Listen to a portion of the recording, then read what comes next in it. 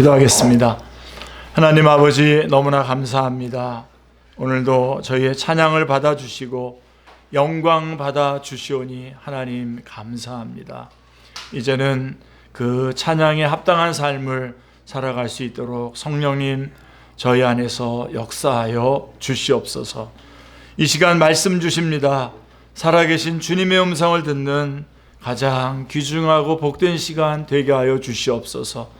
말씀을 들을 때에 그동안 주님 앞에 간구하며 부르짖었던 기도의 응답으로 이 말씀 듣게 하여 주시옵소서. 말씀 들을 때에 저희들 안에 있는 모든 질병이 다 치유받게 하여 주시옵소서. 이제 성령님 역사해 주셔서 말씀 알게 해 주시고 깨닫게 해 주시고 또 깨달은 말씀 잘 감당하게 해 주시고 이 말씀들 삶 속에 적용해서 열매 맺어 하나님 앞에 영광 돌리게 하여 주시고 주님 오시는 날까지 전하고 증거하는 귀중한 말씀 되게 하여 주시옵소서. 주 예수 그리스도의 이름으로 기도드리옵나이다. 아멘.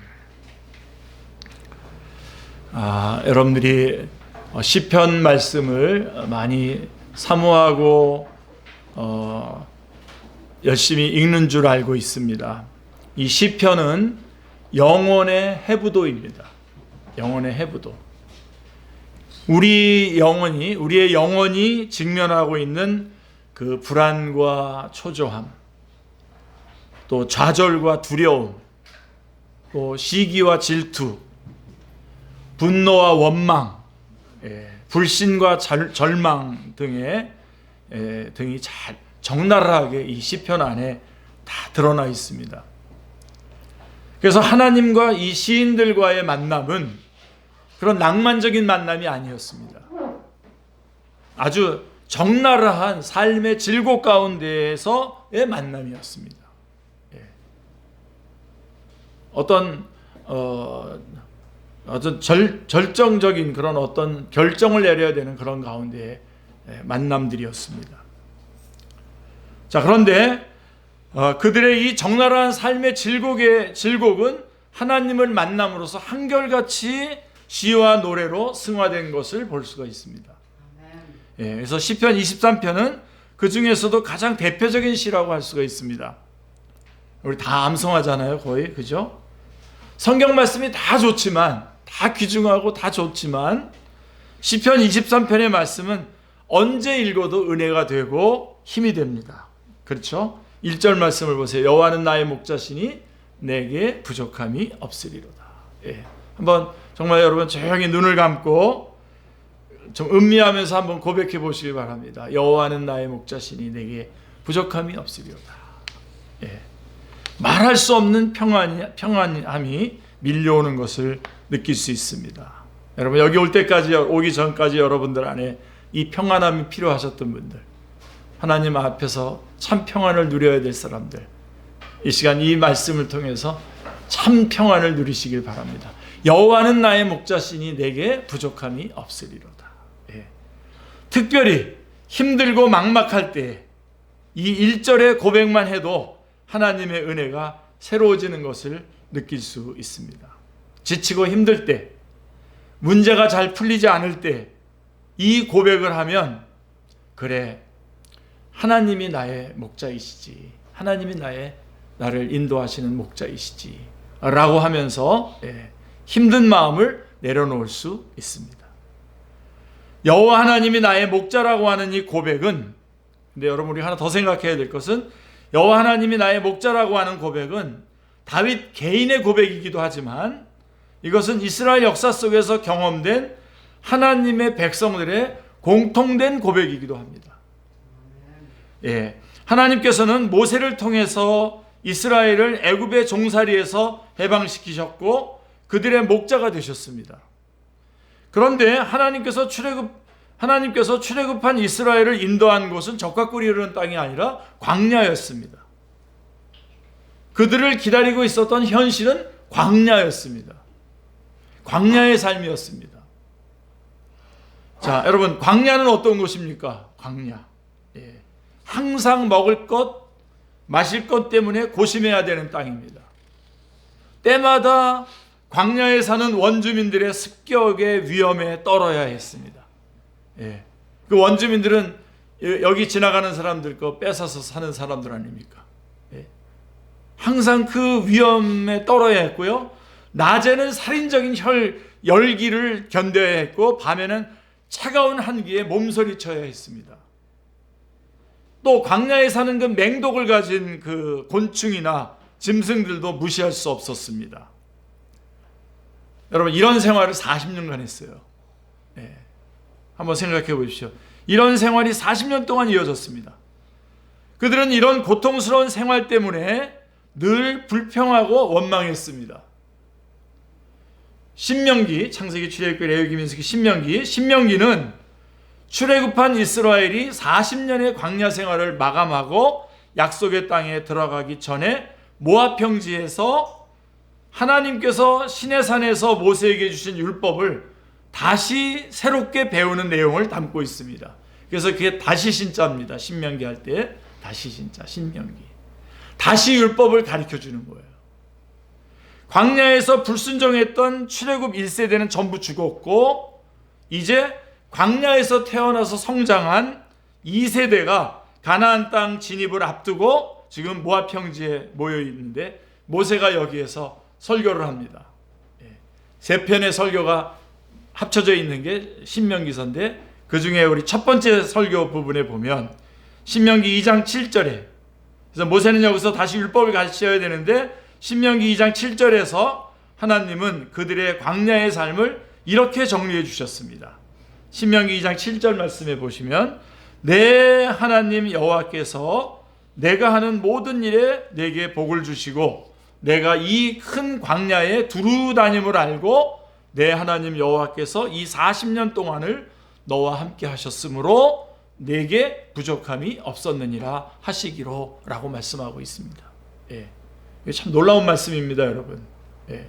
이스라엘 백성들이 지금 들으면서 상당히 의아했을 거라고 여겨집니다. 분명 하나님은 광야 생활 40년 동안에 부족한 것이 하나도 없었다라고 말씀하고 계시기 때문입니다. 근데 여러분 이스라엘은 어땠습니까? 이스라엘 백성들은 어땠습니까? 자신들의 생활에 늘 부족함이 있다고 생각했습니다. 물도 부족하고 양식도 부족하고 안전도 부족하고 편리함도 부족하다고 생각했습니다. 부족한 것 투성이라고 생각했습니다. 그래서 불평하고 원망했습니다. 그런데 오히려 하나님은 이스라엘이 광야에서 부족한 것이 하나도 없었다라고 말씀하고 있습니다. 여러분 오늘 여러분들 기독교가 뭔지를 분명하게 아직 정리가 안 되셨던 분들이 있으면 이거를 가지고 여러분 정리하셔야 됩니다. 기독교가 뭐냐? 자, 이 사람들 이스라엘에서 그들은 많은 어려움을 겪었다고 여겼는데 하나님은 부족한 것이 하나도 없다고 했습니다. 왜 그렇게 말씀하고 있습니까? 왜 부족한 것이 하나도 없다고 말씀하고 있습니까? 거기 말씀에 근거하고 있죠. 내 하나님 여호와께서 이 40년 동안을 너와 함께 하셨으므로 라고 말씀하고 있습니다. 예. 하나님이 함께 하셨기 때문이라는 것입니다. 자, 여러분 누가복음 6장 20절부터 예수님의 제자 훈련, 제자도가 나오거든요. 그래서 우리가 예수님의 제자, 하나님은 우리를 처음부터 제자로 부르셨잖아요. 제자로 부르셨는데 제자가 되려면 이 누가복음 6장 20절부터 시작되는 그 제자도에 관한 말씀들을 우리가 알아야 됩니다. 그리고 그렇게 해서 제자가 돼야 됩니다. 그런데 6장 20절부터 26절의 말씀을 보면 이 부분은 제자도의 핵심을 말해주는 겁니다. 그러니까 적어도 예수님의 종, 예수님을 따르고 예수님을 믿는 사람이라고 한다면 누가복음 6장 20절부터 26절은 알아야 됩니다. 알고 그렇게 살아야 되고 그게 제자입니다. 그런데 우리 주님께서는 20절에서 뭐라고 얘기하냐면 가난한 자는 복이 있나니 하나님의 나라가 너희 것이며 라고 말씀하고 있습니다. 그러니까 한마디로 말하면 제자도의 핵심은 뭐냐? 가난하게 되는 것이다 라고 하는 것입니다. 예수님은 놀랍게도 가난한 자가 복이 있다고 말씀하셨습니다. 많은 것을 가지고도 가난한 사람들이 있어요. 지금 제가 말하는 것은 어떤 소유의 그런 부분들을 먼저 얘기하는 게 아닙니다. 지금 일단 여러분, 가난하다 그랬을 때 가난한 자의 특징이 뭡니까? 가난한 자의 특징. 가난하면 스스로 할 수 있는 것이 하나도 없습니다. 스스로 할 수 있는 게 없어요. 그리고 스스로 결정할 수 있는 것도 하나도 없게 됩니다. 가난하면. 그러니 결국은 어떻게 하겠습니까? 하나님만 의지하겠죠. 여기가 핵심입니다, 여러분. 하나님만 의지하게 됩니다. 이 하나님만을 의지하는 것이 복이라는 겁니다. 하나님만 의지했더니 하나님이 나를 소유 삼으시고 나를 장악하시고 나를 이끌어 가시니, 그러니 천국이라는 것입니다. 가난한 자가 복이 있다. 그 천국이 그들의 것이다 라고 하는 말씀이 바로 그 뜻입니다. 가난하기 때문에 하나님만 의지했더니 하나님만 의지한 것이 복이고, 그랬더니 하나님이 그를 책임져 주셨다. 그러니 천국이다. 하나님의 주권이 나를 주관해 주신다. 이게 제자도의 핵심이고, 제자는 그래서 가난해야 된다라고 하는 것입니다. 마태복음 5장에서는 8복이 나오는데 이 누가복음 6장에서는 4복 4화가 나와서 이걸 더 강조해 주고 있습니다. 부여한 자는 화가 있을 거라고 얘기해요. 거꾸로. 다시 말하면 부여하니까 하나님을 의지하지 않고 하나님을 의지하지 않으니까 그의 마음은 천국일 수가 없죠.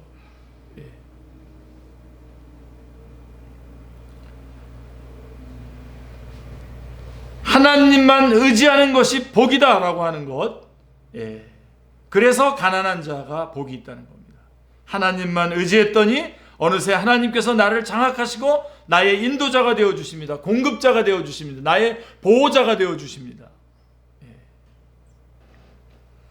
여러분, 우리 복음을 얘기할 때 복음은 하나님의 복음이잖아요. 로마서 1장에서 여러분 잘 아시잖아요. 로마서 전체가 하나님의 복음, 하나님이 이 복음의, 하나님이 이 의의 그 근원이시고 원천이십니다. 그리고 이 복음은 약속의 복음입니다. 성경에 약속된 대로 예수님이 이 땅에 오셔서 십자가에 달려 돌아가시고 우리에게 구원을 주신 겁니다. 그래서 하나님의 복음이고 약속의 복음이고, 그 다음에 그 복음의 내용은 뭡니까? 아들입니다. 아들. 예수 그리스도가 복음입니다. 아시죠, 여러분? 예수님이 이 땅에 오셨을 때 그분이 아직 십자가를 지기도 전에 벌써 거기에 성전에서 선지자 안나나 이런 분들은 구원을 보았다 그러지 않습니까? 그러니까 예수님이 복음이에요. 아들이. 그래서 요게 요 세 가지는 꼭 잊지 말으셔야 돼요. 그래서 하나님의 복음, 약속의 복음, 아들의 복음입니다. 그래서 여러분 크리스마스 되면 기독교는 사랑이고 불교는 자비고 같은 거 아니야? 그러면서 그 뭐 이렇게 절 앞에서 이렇게 막 크리스마스를 축하하고 막 그러는 일들 하고 그러는데요. 그게 어떤 사회적으로는 뭐 좋게 받아들일 수 있겠지만 제가 볼 때는 전혀 맞지 않는 얘기입니다. 복음은 예수님입니다. 그리고 이것은 성경에 약속된 것이고 이것은 하나님이 계획하신 겁니다. 하나님의 복음입니다. 자, 그런데 이것이 하나님께서 우리에게 베풀어 준 거라고 한다면 우리 쪽에서의 복음은 뭡니까? 순종의 복음입니다. 순종의 복음. 로마서 1장 5절에 믿어 순종케 하나니라고 말씀하고 있습니다. 그러니까 여러분, 우리가 예수님을 믿으면요, 정상적이었었는데 특별한 사람이 되는 게 아닙니다. 예수님을 믿으면 복 받는 게 아니라, 예수님을 믿으면, 예수님 믿기 전에 우리가 망가져 있었었는데 예수님을 믿으면 정상이 되는 겁니다. 구원을 받는 겁니다. 근데 이 구원받은 게 복이에요. 그래서 우리는 이제부터 신앙생활은 뭐냐, 여기에 망가졌던 것들을 이제 원래의 부품으로 다 바꿔 끼는 것. 그래, 그게 구원이에요. 그게 정상으로 가는 거예요. 정상이었는데 복 받는 자리로, 특별한 자리로 가는 게 아닙니다. 사람 이상의 초인간이 되는 게 아니라 주님께서 원하시는 그 인간이 되는 겁니다. 그 사람이 되는 겁니다. 그래서 우리는 순종하는 거지, 믿어서 뭔가를 막 얻고 뭔가를 벌리고 막 내가 뭐 어떤 입지전적인 어떤 일들을 해내고 막 공중에서 뛰어내리고 막 그러는 게 아니라, 그러는 게 아닙니다. 아니라 믿어 순종케 하나니. 그래서 우리는 예수님을 믿으면 정말 회개하게 되고요, 겸손해지게 되고요, 점점점 우리의 것들을 다 이렇게 뜯어서 다 빼내게 되는 거죠. 그게 복이라는 거. 네. 하나님께서 나를 장악하시고 인도해 주시니 이것이 최고의 복이요, 또한 하나님께서 내 안에서 주권을 행사하시니 이것이 천국인 것입니다. 이스라엘의 광야 생활이 부족함이 없었다는 것이 바로 그와 같은 것입니다. 하나님께서 그들과 함께 하셨고 그렇기 때문에 그들은 부족함이 없었던 것입니다. 다윗은 사울에게 쫓겨서 지금 이 시편 23편이 지금 다윗이 사울에게 쫓긴 곳에서 지금 쓰고 있는 거거든요. 광야로 나왔습니다. 거기에는 골리앗을 물리쳤을 때의 그 사람들의 환호와 인기도 없었고요. 거기에는 생활 필수품도 없었습니다. 광야에는 안전도 없었고 밤에 발을 편히 뻗고 누울 만한 안락한 집도 없었습니다. 그런데도 다윗은 1절에서 이렇게 고백합니다. 여호와는 나의 목자시니 내게 부족함이 없으리로다. 예.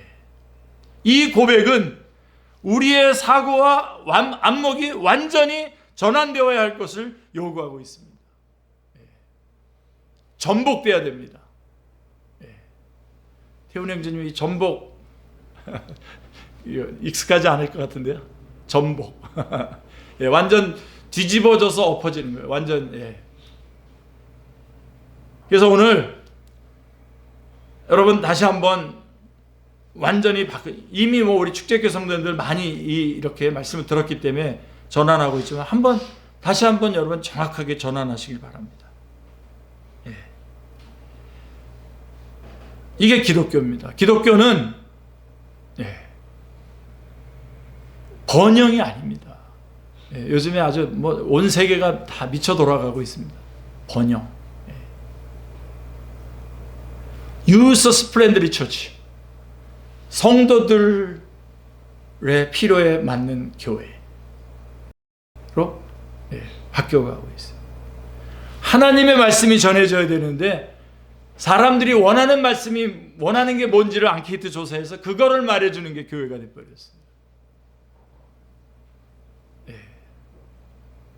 이게 바로 이겁니다. 오늘 우리의 사고와 안목이 완전히 전환되어야 할 것이 바로 그겁니다. 자, 광야에서의 이스라엘처럼 우리도 우리 자신의 생활에 대해서 늘 부족함을 느낍니다. 있어도 항상 부족함을 호소하며 때론 원망과 불평을 늘어놓습니다. 우리도. 왜 그렇습니까? 우리의 삶 속에 없는 것이 많다고 생각하기 때문입니다. 나 없는 게 많다고 생각을 해요. 우리는 돈, 건강, 인기, 명예, 시간, 여유, 힘이 없어서 우리 자신이 행복하지 못하다고 생각을 합니다. 다시 말하면 우리의 욕구가 충족되지 못하기 때문에 불행하다고 생각을 합니다.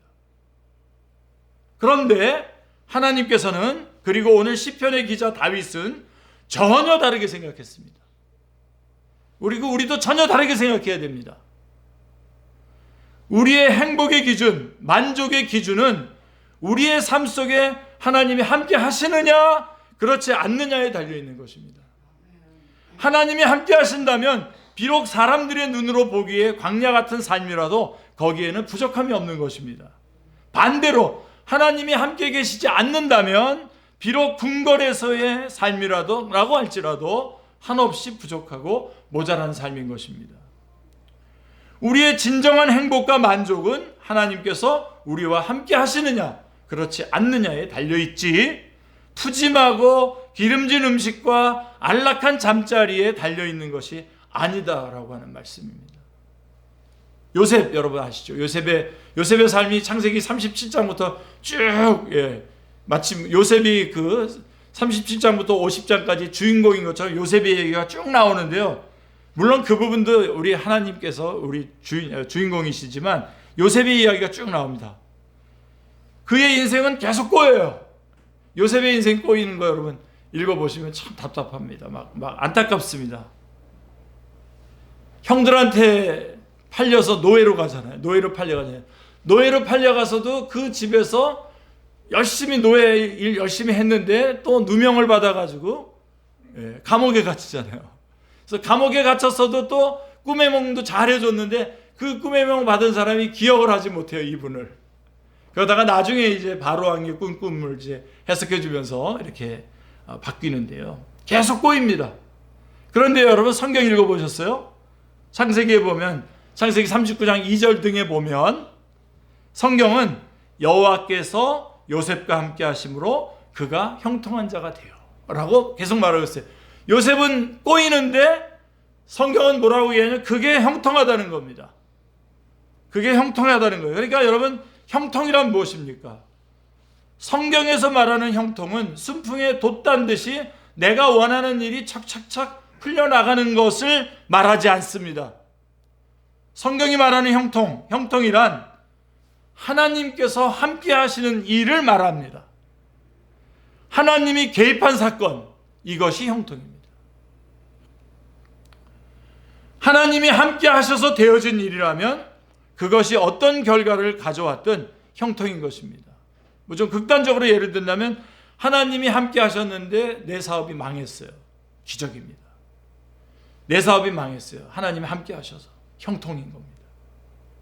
그 뒤를 보십시오. 여러분, 요셉의 생애가 어떻게 마무리되는지 아시죠? 그는 애굽의 2인자가 됩니다. 총리가 됩니다. 그래서 구속사가 쭉 이어 내려오는 그 구속사의 생명을 보존시켜줘요. 이스라엘의 백성들의 생명을 보존합니다. 그래서 애굽 땅에서 이스라엘이 커져가지고 한 200만이나 되는 70명이 들어갔는데 생명을 구했는데 200만이 다시 출애굽하면서 나오지 않습니까? 그런 일을 요셉이 감당을 하게 됩니다. 하나님께서. 그의 인생은 꼬였을 것 같은데, 꼬인 것이 우리 꼬였다는 얘기를 많이 알고 있는데 그렇게 인도하고 있는 것을 보게 됩니다. 사랑하는 성도님들, 이 세상에 완벽한 사람은 하나도 없습니다. 또 이 세상에 완벽한 환경은 한 군데도 없습니다. 비록 우리들의 삶에, 우리들의 가정에 부족함이 있다고 하더라도, 또 우리 교회에 부족함이 있다고 하더라도 하나님이 함께 하시면 그것은 부족함이 없는 것입니다. 그러나 육신의 눈으로 볼 때 꽤 많은 것을 갖춘 것 같아도 하나님이 거기 계시지 않으면 그곳은 부족함 투성이입니다. 우리에게 진정으로 중요한 것은 어디에 있느냐 또는 얼만큼 가졌느냐가 아니라 누구와 함께 있느냐라고 하는 것입니다. 누구와 함께 있느냐. 누구와 함께 그 40대를 걸어갔느냐, 누구와 함께 그 50대를 걸어갔느냐 라고 물어보셔야 됩니다. 하나님이 우리와 함께 계시기에 우리는 부족함이 없습니다. 1절의 말씀입니다. 그렇다면 하나님께서 함께 하시는 사람에게 부족함이 없는 이유가 무엇입니까? 자, 양들과 함께 하시는 목자의 가장 중요한 역할은 공급입니다. 공급, 그 다음에 인도, 보호입니다. 자, 목자이신 하나님은 이 세 가지를 우리의 인생 가운데 한 치의 오차도 없이 정확하게 실행하고 계시기 때문에 부족함이 없습니다. 전적으로 우리가 모르는 것일 뿐이지 하나님 편에서는 정확하게 부족함이 없습니다. 자, 첫째로 공급입니다. 2절과 3절 앞부분을 보십시오. 그가 나를 푸른 풀밭에 누이시며 쉴만한 물가로 인도하시는도다. 내 영혼을 소생시키시고 라고 말씀하고 있습니다. 자, 목자의 최대의 관심사는 양들을 배불리 먹이고 목마름을 해소시켜주는 것입니다. 양들은 배고프고 목마르면 절대로 쉬지 않는다고 합니다. 불안해서 이리저리 몸을 움직이게 되고 또 그러면 살이 빠지게 되고 털이 나빠지게 됩니다. 그래서 목자의 최대의 관심사는 양들을 잘 먹이고 갈증을 해소시켜서 쉬게 하는 것입니다. 그래서 목자는 양들을 푸른 풀밭 잔잔한 물가로 이끌어 쉬게 합니다. 이처럼 하나님은 우리의 배고픔과 목마름에 관한 문제에 대해서 지대한 관심을 갖고 계십니다. 여러분, 오병이어의 기적, 또 칠병이어의 기적이 성경에 나오지만 거기에서 예수님께서 저들을 불쌍히 여기시잖아요. 저들이 길을 가다가 기진하리라. 그게 예수님의 마음이에요. 다 알고 계신 거예요. 우리의 배고픔과 우리의 그 먹지 못한 그런 갈증과 이런 것들을 우리 주님은 다 알고 계십니다. 우리가 먹지 않고 마시지 않으면 죽을 수밖에 없는 연약한 존재인 것을 누구보다도 잘 아십니다. 그래서 목자이신 하나님은 우리에게 양식과 물을 공급해 주시는 일을 결코 소홀히 하지 않으십니다. 아멘. 이 하나님을 믿고 신뢰함으로 참된 쉼을 얻으시기를 기도합니다. 하나님은 자기의 양들을 결코 굶주림에 내버려 두지 않으신다는 것을 믿고 신뢰함으로 참 안식을 누리시기를 기도합니다. 로마서 8장 32절, 제가 자주 여러분에게 소개하는 구절이지 않습니까? 중요한 구절입니다. 로마서 8장 32절에 자기 아들을 아끼지 아니하시고 우리 모든 사람을 위하여 내주시니가 어찌 그 아들과 함께 모든 것을 우리에게 주시지 아니하겠느냐라고 말씀하고 있습니다. 하나님께서는 사랑하시는 독생자인 자신의 아들을 우리에게 내어주셨습니다. 생명을 주셨습니다. 자신의 아들을 내어주신 분이 뭐가 아까워서 그 밖의 것들을 아끼고 안 주시겠습니까? 여러분, 우리가 기도할 때에 그 기도를 듣고 계신 그 하나님은 이미 우리에게 자기의 아들을 주신 분이십니다. 놓치지 마시길 바랍니다. 우리에게 이미 생명을 주셨고 생명을 주신 분이 우리의 삶을 왜 안져주시겠습니까? 자, 우리 강수성 집사님이 우리 애가 어렸다고 생각하고 어렸을 때 자꾸만 너무나 예쁘니까 우리 애를 맨날 우리 기쁨이를 맨날 내가 데리고 키우겠다고 매일 졸라요. 그래서 제가 그러라고 하면서 줬어요. 우리 아들이 들으면 좀 야하겠지만, 근데 며칠 후에 우리 강수성 집사님이 저희 집에 다시 와가지고 머리를 막 긁으면서 그런데 그 애가 타던 자전거도 좀 주면 안 되겠어요? 그러는 거예요. 아니, 애를 줬는데 자전거를 왜 안 주겠습니까? 네. 여러분, 하나님 우리에게 다 주셨어요. 아들을 주셨어요. 최고의 것을 주셨어요. 최고의 것을. 그런데 뭐가 아까워서 아쉬워서 이 밖의 것들을 안 주시겠습니까? 그러니까 여러분 여기 능력의 문제는 하나님이 우리에게 공급하신다고 하는 이 문제는 여러분 철파동 믿으시고요. 근데 중요한 거는 왜 안 주실까? 하나님의 뜻을 물어야 되겠죠. 공급. 여러분, 마태복음 10장 30절에 보시면 우리 하나님은 머리털 숫자도 세우고 계세요. 우리의 머리털 숫자도 세우고 계세요. 너희에게는 머리털까지 다 세신 바 되었나니 라고 말씀하고 있습니다. 여러분, 우리 가운데 자신의 머리털 숫자가 얼마나 되는지 관리하시는 분이 계십니까, 여기에? 저는 조금 관심 있습니다만은 아마도 없을 것입니다. 그러나 하나님께서는 우리가 관심도 갖고 있지 않는 우리의 머리털 숫자도 세우고 계십니다. 그렇다면 우리가 관심도 갖고 있지 않는 머리털 숫자도 세고 계신다면 우리가 관심을 갖고 있는 것들에 대해서는 얼마나 더 철저히 관리해 주고 계시겠습니까? 내가 내년에는 어디로 가야 할지, 또 내게 이런 갈등이 있는데 이 갈등을 어떻게 해결해야 될지, 이런 문제에 대해 우리가 중요하게 여기는 문제에 대해서는 얼마나 더 철저히 대책을 세우시고 관리하고 계시겠습니까? 우리가 세지도 않는 머리카락 숫자까지도 관리하고 계신다라고 한다면 이게 아멘으로 확 받아들여지고 이게 기독교예요, 여러분.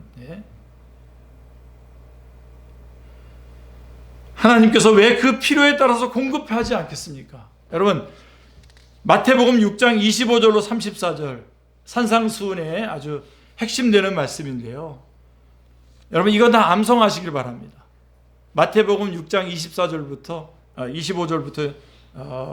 34절까지 제가 다 읽어드릴게요. 오늘 여러분, 하나님이 우리를 얼마나 사랑하시고 우리의 책임자가 되어주시고 우리의 소유권자가 되셨는지. 그러므로 내가 너희에게 이르노니 목숨을 위하여 무엇을 먹을까, 무엇을 마실까, 무엇을 위하여 몸을 위하여 무엇을 입을까 염려하지 말라. 목숨이 음식보다 중하지 아니하며 몸이 의복보다 중하지 아니하냐. 공중의 새를 보라. 심지도 않고 거두지도 않고 창고에 모아들이지도 아니하되 너희 하늘 아버지께서 기르시나니 너희는 이것들보다 귀하지 아니하냐. 너희 중에 누가 염려함으로 그 키를 한 자라도 더할 수 있겠느냐? 또 너희가 어찌 의복을 위하여 염려하느냐? 들의 백합화가 어떻게 자라는가 생각하여 보라. 수고도 아니하고 길쌈도 아니하느니라. 그러나 내가 너희에게 말하노니 솔로몬의 모든 영광으로도 입은 것이 이 꽃 하나만 갖지 못하였느니라. 오늘 있다가 내일 아궁이에 던져지는 들풀도 하나님이 이렇게 입히시거든 하물며 너희일까 보냐? 믿음이 적은 자들아. 그러므로 염려하여 이르기를 무엇을 먹을까 무엇을 마실까 무엇을 입을까 하지 말라. 이는 다 이방인들이 구하는 것이라. 너희 하늘 아버지께서 이 모든 것이 너희에게 있어야 할 줄을 아시느니라. 그런즉 너희는 먼저 그의 나라와 그의 의를 구하라. 그리하면 이 모든 것을 너희에게 더하시리라. 그러므로 내일 일을 위하여 염려하지 말라. 내일 일은 내일이 염려할 것이요 한날의 괴로움은 그날로 족하니라. 말씀하고 있습니다. 꼭 붙잡으시길 바랍니다. 그러니까 한마디로 이걸 제가 한마디로 딱 요약을 하면 뭐냐면 우리가 스스로 우리를 책임지는 자가 아니다라고 하는 거죠. 우리는 우리가 책임지는 자가 아니라 하나님이 책임지는 자다라고 하는 것입니다. 이방인은 뭡니까? 이방인은 자기가 스스로 책임져야 돼요. 대지로부터 뿌리가 뽑혀서 자원이 말라 비틀어져 가고 있지 않습니까? 이방인들은. 그러나 우리는 하나님의 자녀로 이 뿌리를 대지에다가 푹 박았기 때문에 대지로부터 모든 자원들을 공급받는 것입니다. 그래서 우리는 어려운 문제가 생겼을 때 하나님께 달라고 그러지 저 사람 걸 뺏으려고 저 사람을 모략하고 막 그러지 않아요. 그 싸움을 하지 않아요. 하나님하고 문제 해결을 합니다. 예수님은 우리가 우리 자신을 스스로 책임지는 자들이 아니라고 말씀하십니다. 하늘 아버지께서 이 모든 것이 너희에게 있어야 할 줄을 아시고 공급해 주신다는 것입니다. 하나님은 여러분 지혜도 공급해 주십니다. 지혜가 부족하면 구하라고 합니다. 야고보서 1장 5절도 여러분 암송하시길 바랍니다. 너희 중에 누구든지 지혜가 부족하거든 모든 사람에게 후히 주시고 꾸짖지 아니하시는 하나님께 구하라. 그리하면 주시리라. 여러분 많은 것 지금 결정해야 되잖아요. 그냥 훅 결정하지 마시고요. 하나님 앞에 나가서 여러분의 마음과 여러분의 일들을 그대로 다 상담 기도를 하세요. 하나님 앞에 다 올려놓으시고 지혜를 구하시길 바랍니다. 하나님께서 이렇게 설교 가운데 혹은 여러분이 개인적으로 말씀 묵상할 때 혹은 어떤 일을 계기로 해서 그 지혜로 여러분들에게 그 지혜를 가르쳐 주실 것입니다. 하나님께 구할 때 하나님께서 적절한 지혜를 공급해 주십니다. 우리가 이 공급하시는 하나님을 신뢰하기 때문에 여호와는 나의 목자시니 내게 부족함이 없으리로다 라고 고백할 수 있는 것입니다. 그리고 좀 짧게 이제 말씀드린다면 우리에게 공급해 주시죠. 그 다음에 목자는 우리의 인도자가 되어 주십니다. 우리의 목자이신 하나님은 또한 우리의 인도자이십니다. 3절 뒷부분을 보시면 자기 이름을 위하여 의의 길로 인도하시는도다 라고 말씀하고 있습니다. 보이지는 않지만 하나님은 우리를 인도해 주십니다. 제일 안전한 길, 제일 바르고 옳은 길, 가장 의로운 길은 목자 되시는 하나님의 인도함을 받는 길입니다. 그런데 문제는 하나님은 보이지 않기 때문에 우리가 어떻게 따라가야 하는 것입니다. 여기서 우리는 어려움을 느끼죠. 그래서 때로는 우리의 인도하심이 우리를 인도하시는 하나님의 인도하심이 내비게이션과 같다면 얼마나 좋을까 하는 생각을 하기도 합니다. 나쁜 내비게이션 말고요. 좋은 내비게이션. 우리가 운전할 때에 내비게이션을 켜고 목적지만 설정하면 알아서 안내해 주지 않습니까? 이처럼 하나님께서 내비게이션이 되셔서 내 옆에서 아름다운 목소리로 인생길을 안내해 준다면 얼마나 편하고 좋겠습니까? 자, 그런데 하나님의 인도는 그렇게 들리지 않습니다. 그런 방식이 아니에요. 그러니까 빨리 방식을 찾으셔야 됩니다. 하나님의 음성은 세미한 음성입니다. 세미한 음성. 그래서 우리가 주의 깊게 귀를 기울이지 않으면 안내를 쉽게 놓쳐버릴 수 있습니다. 그렇다면 이 세미한 음성은 어디서 들려옵니까? 자, 여러분 답 아시죠?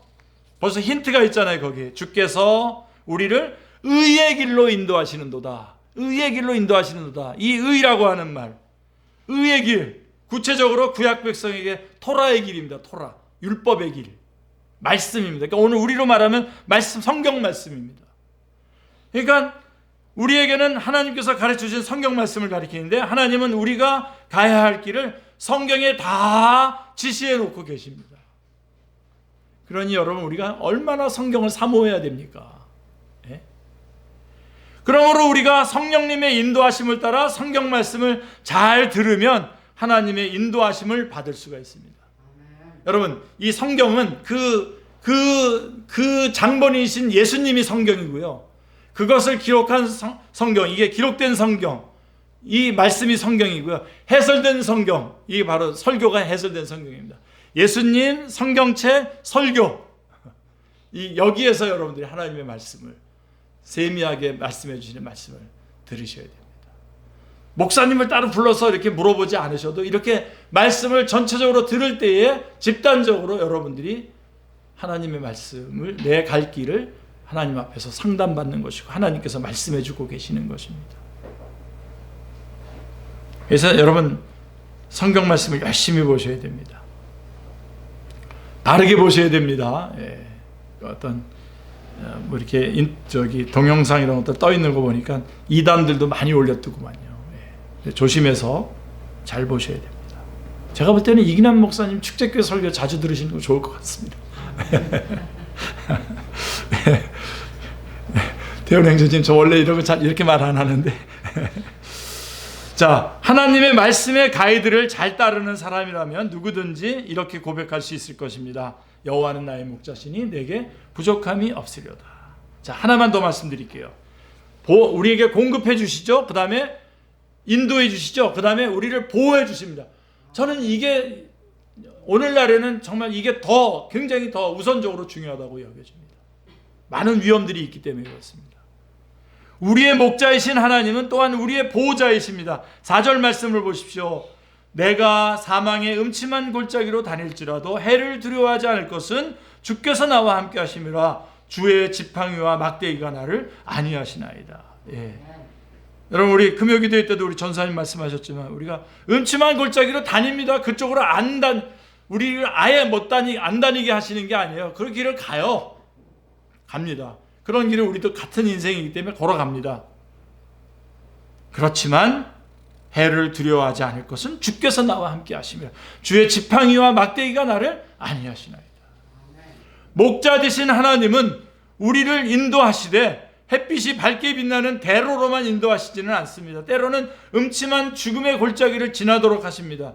우리는 치열한 경쟁 사회 속에서 밀려나지 않을까? 세계적인 경제 침체 속에서 파산하지 않을까? 실업자로 전락하지 않을까? 전쟁 소식을 들으면서 이름도 희귀한 질병들의 소식을 들으면서 혹시 나는 그런 병에 걸리지는 않을까? 노심초사할 때가 얼마나 많습니까?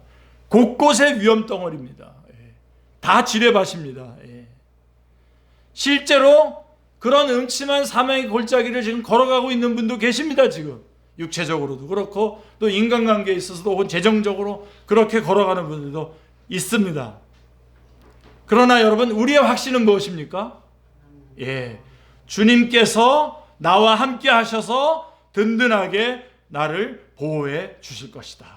보호해 주신다는 것입니다. 로마서 8장 말씀대로 심지어 죽음조차도 예수 그리스도 안에서 우리에 대한 하나님의 사랑에서 끊을 수 없다고 하는 확신입니다. 로마서 8장 37절로 39절을 보십시오. 이것도 암송구절입니다. 그러나 이 모든 일에 우리를 사랑하시는 이로 말미암아 우리가 넉넉히 이기느니라. 내가 확신하노니 사망이나 생명이나 천사들이나 권세자들이나 현재일이나 장래일이나 능력이나 높음이나 깊음이나 다른 어떤 피조물이라도 우리를 우리 주 그리스도 예수 안에 있는 하나님의 사랑에서 끊을 수 없으리라. 이게 성경이 우리에게 증언해 주는 말씀이에요. 또한 우리 주님께서 직접 말씀하십니다. 요한복음 10장 28절 29절에 내가 그들에게 영생을 주노니 영원히 멸망하지 아니할 터이요 또 그들을 내 손에서 빼앗을 자가 없느니라. 그들을 주신 내 아버지는 만물보다 크심에 아무도 아버지 손에서 빼앗을 수 없느니라. 아버지의 손과 예수 그리스도의 손이 붙잡고 있는 겁니다. 우리는 아무도 우리를 건드릴 수 없습니다. 그래서 우리는 노래할 수 있습니다. 여호와는 나의 목자시니 내게 부족함이 없으리로다.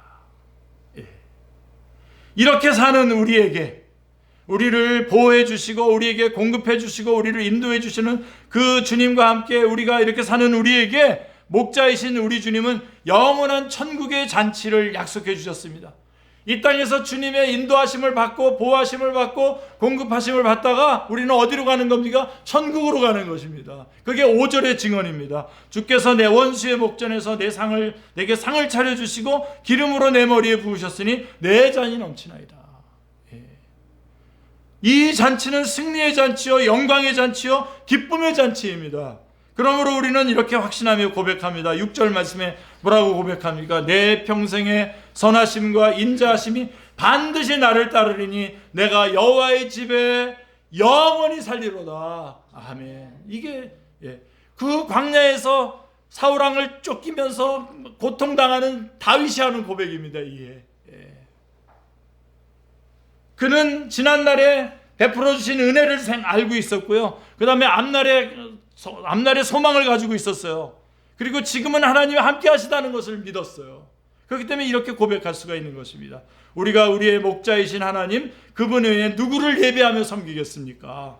이 땅에서뿐 아니라 저 천국에서도 영원히 예배하고 섬길 분은 우리의 목자이신 하나님 한 분뿐이십니다. 아멘. 우리를 부족함 없이 인도하시는 목자이신 하나님께 감사와 찬양과 영광을 올려드립니다. 그리고 다음과 같이 믿음으로 고백합시다. 여호와는 나의 목자시니 내게 부족함이 없으리로다. 이것이 목자이신 하나님께 드리는 우리들의 평생의 고백이 되시기를 주님의 이름으로 축원합니다.